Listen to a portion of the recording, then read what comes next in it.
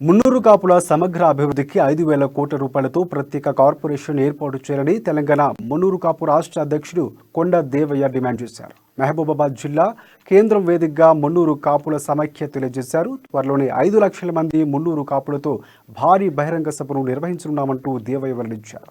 ఈ సభలో మున్నూరు కాపుల అధిక సంఖ్యలో పాల్గొనాలని పిలుపునిచ్చారు. భవిష్యత్తులో మహిళా, రైతు, యువజన కమిటీలు ఏర్పాటు చేస్తున్నామని పేర్కొన్నారు.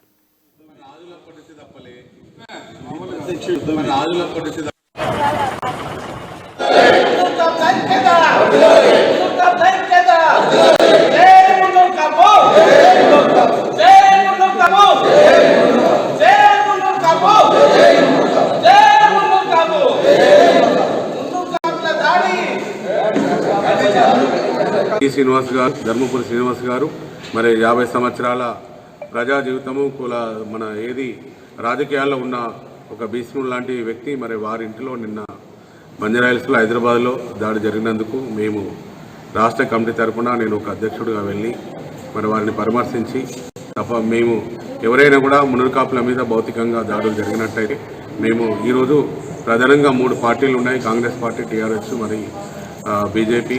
మీరు ఎవరే పార్టీలో ఉన్నా మా మున్నూరు కాపులు విధంగా మా వాళ్ళందరూ కృషి చేస్తారు.